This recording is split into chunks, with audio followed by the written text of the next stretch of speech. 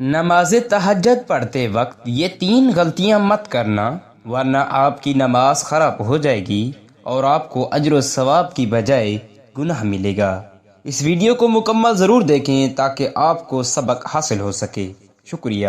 بسم اللہ الرحمن الرحیم۔ السلام علیکم محترم ناظرین، تہجد کی نماز پڑھنے کا صحیح طریقہ کیا ہے؟ بہت سے لوگ نہیں اکثر لوگ تہجد کی نماز تو پڑھتے ہیں لیکن چند ایک غلطیاں کرتی ہیں۔ تہجد کی نماز کی نیت کیسے کریں؟ تہجد کی نماز میں سورہ اخلاص کتنی بار پڑھیں؟ تہجد میں کوئی اور سورت پڑھ سکتے ہیں یا نہیں؟ کیا تہجد کے لیے سونا ضروری ہے یا بغیر سوئے بھی ہم تہجد کی نماز پڑھ سکتے ہیں؟ تہجد کی نماز کا وقت کب شروع ہوتا ہے اور کب تک رہتا ہے؟ اس کا افضل وقت کون سا ہے؟ تہجد کی نماز کی کتنی رکعتیں ادا کر سکتے ہیں؟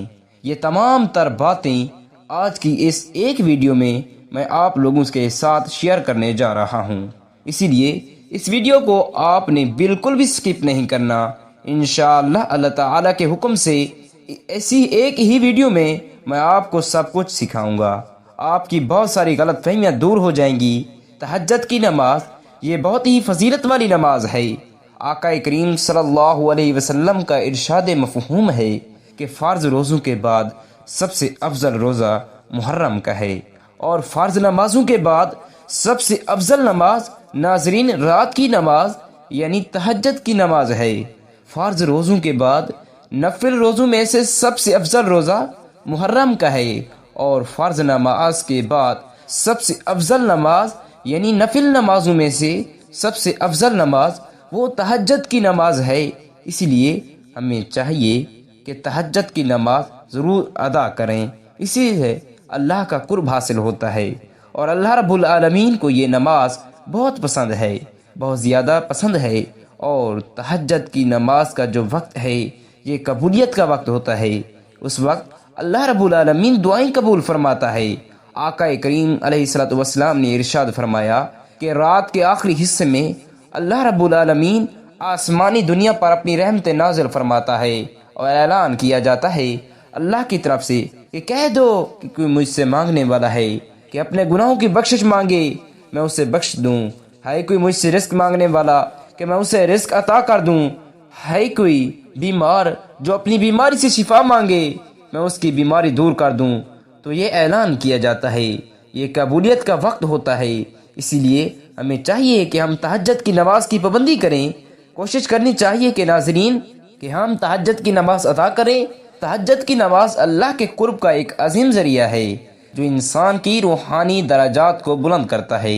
یہ نماز عام عبادات سے زیادہ فضیلت رکھتی ہے کیونکہ اس وقت اللہ کی رحمتیں نازل ہوتی ہیں اور دعا قبول ہونے کا امکانات بڑھ جاتی ہیں۔ لیکن کچھ غلط فہمیاں ایسی ہوتی ہیں جو ہماری تہجد کی نماز کو خراب کر دیتی ہیں، اور ہمیں ان سے بچنے کی سخت ضرورت ہے۔ ناظرین کرام، سب سے پہلی غلطی اخلاص کی کمی ہے۔ تہجد کی نماز کا اصل مقصد اللہ کی رضا حاصل کرنا ہے، لیکن اگر کوئی شخص دکھاوے کے لیے تہجد پڑھے یا اس کا مقصد لوگوں میں نیک بننے کا تاثر دینا ہو تو ایسی نماز قبول نہیں ہوتی۔ ناظرین، اللہ صرف عبادات کو قبول کرتا ہے جو خالص اس کی ہی رضا کے لیے کی جاتی ہیں۔ ریاکاری ایک ایسا زہر ہے جو نیکیوں کو برباد کر دیتا ہے، اسی لیے تہجد میں نیت کی پکیزگی بہت ضروری ہے۔ ناظرین، دوسری بڑی غلطی نماز میں خشوع و خضوع کی کمی ہے۔ تہجد ایک خاص عبادت ہے جس میں مکمل توجہ اور عاجزی کی ضرورت ہوتی ہے۔ اگر کوئی جلد بازی میں نماز دل میں دنیاوی خیالات رکھے یا بغیر دلی لگاؤ کے بس ایک روٹین کے طور پر ادا کرے تو اس کی برکتیں کم ہو جاتی ہیں۔ تہجد کی اصل روح آنسوں کے ساتھ اللہ کے حضور گڑ گڑانا اور اس سے رحمت طلب کرنا ہے۔ جو لوگ دل کی حاضری کے ساتھ تہجد پڑھتی ہیں ان کے دلوں میں سکون اترتا ہے اور ان کے معاملات میں آسانیاں پیدا ہوتی ہیں۔ ناظرین، تیسری بڑی غلطی استقامت نہ رکھنا ہے۔ ناظرین، بہت سے لوگ کچھ دن تہجد پڑھتے ہیں اور پھر سستی یا مصروفیت کی وجہ سے چھوڑ دیتے ہیں۔ اللہ کو وہ عبادات پسند ہیں جو مسلسل کی جائیں، چاہے وہ کم ہی کیوں نہ ہوں۔ ناظرین، اگر کوئی شخص ایک دن تہجد پڑھے اور پھر کئی دن چھوڑ دے تو وہ اس عبادت کی حقیقی برکت سے محروم ہو جاتا ہے۔ ناظرین، مستقل مزاجی ہی اس نماز کی روح ہے۔ اس لیے جو لوگ تہجد کو اپنی زندگی کا معمول بنا لیتے ہیں وہ اللہ کے خاص بندے بن جاتے ہیں۔ تہجد کی نماز کی اہمیت قرآن و حدیث میں بھی واضح طور پر بیان کی گئی ہے۔ اللہ تعالی قرآن کریم میں فرماتا ہے کہ تہجد پڑھنے والے کو مقام میں محمود پر فیض کیا جائے گا۔ حضور اکرم صلی اللہ علیہ وسلم بھی تہجد کو کبھی ترک نہیں فرماتے تھے اور صحابہ اکرام کو بھی اس کی تلقین فرماتے تھے۔ اس وقت کی جانے والی دعا خاص طور پر قبول ہوتی ہے۔ ناظرین، کیونکہ یہ وہ وقت ہوتا ہے جب اللہ تعالیٰ اپنے بندوں کی طرف خاص توجہ فرماتا ہے۔ جو لوگ تہجد کو اپنی زندگی کا حصہ بنا لیتے ہیں ان کے دل اللہ کی محبت سے بھر جاتی ہیں، ان کی پریشانیاں دور ہو جاتی ہیں اور ان کے معاملات میں برکت آتی ہے۔ یہ ایک ایسی عبادت ہے جو گناہوں کو مٹا دیتی ہے، دل کو نرم کر دیتی ہے اور اللہ کے ناظرین قریب کر دیتی ہے۔ لیکن اگر ہم اسے سستی، ریاکاری یا بے توجہ کے ساتھ ادا کریں گے تو یہ وہ مقام حاصل نہیں کریں گے جو اسے حاصل ہونا چاہیے۔ اسی لیے ضروری ہے کہ تہجد کو اخلاص، عاجزی اور استقامت کے ساتھ ادا کیا جائے تاکہ یہ ہمارے لیے دنیا و آخرت میں کامیابی کا ذریعہ بن سکے۔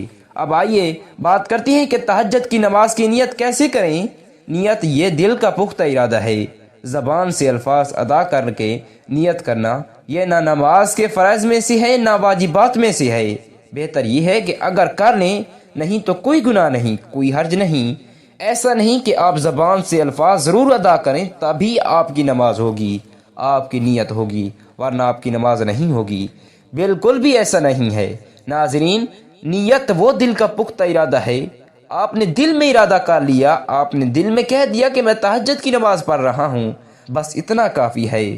زبان سے الفاظ ادا کر کے نیت کرنا یہ ضروری نہیں ہے۔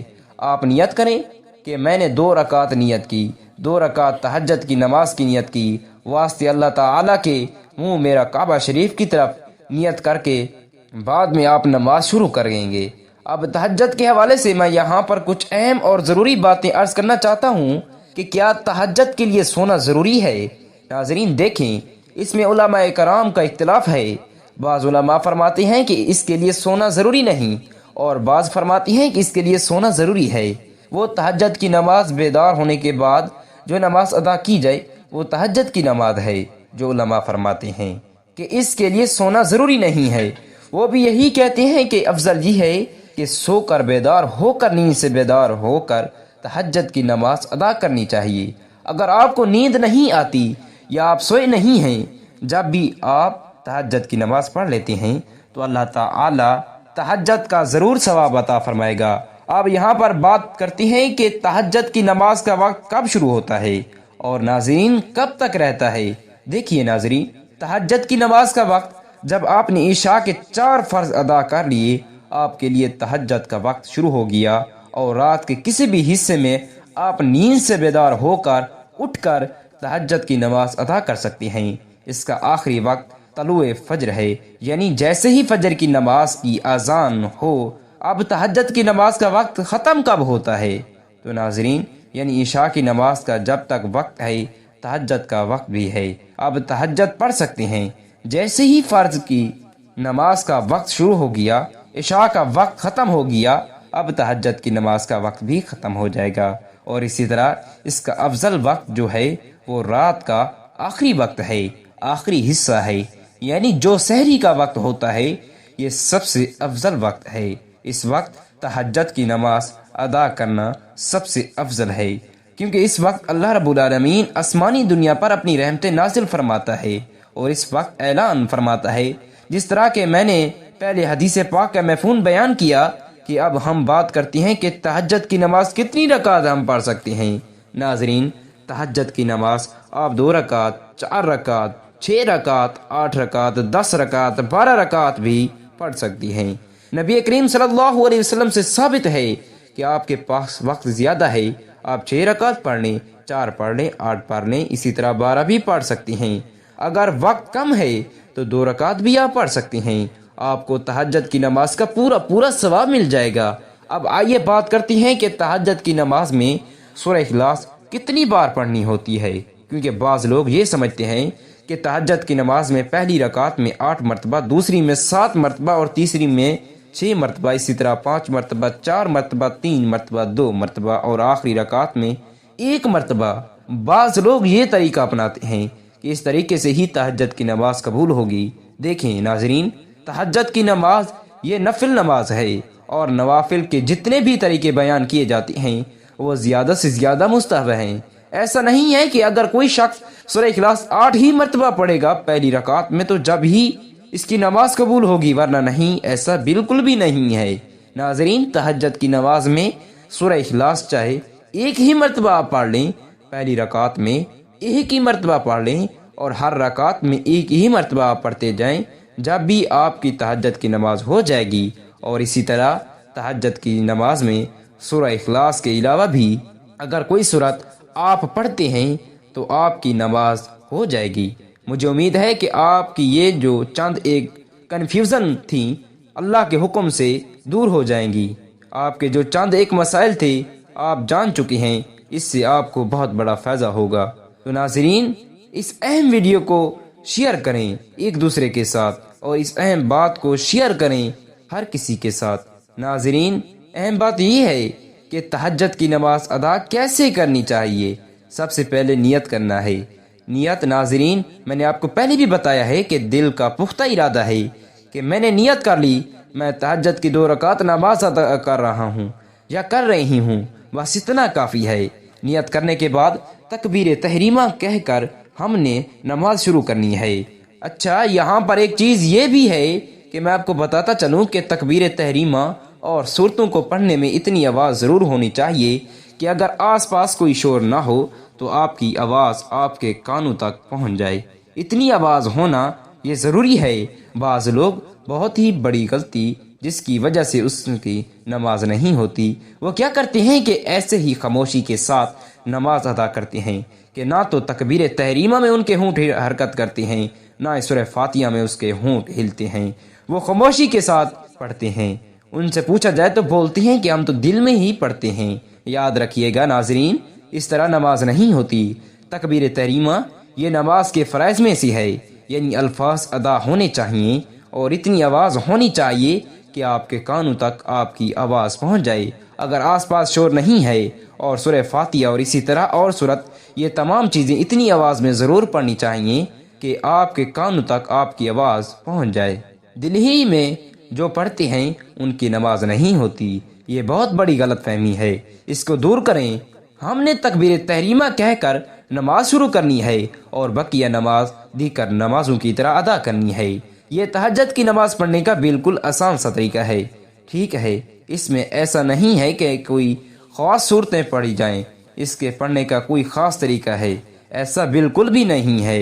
जिस तरह 2 रकात अदा की जाती हैं, इसी तरह तहज्जुद की नियत से 2-2 रकात करके आप जितनी रकात पढ़नी चाहें आप पढ़ सकते हैं।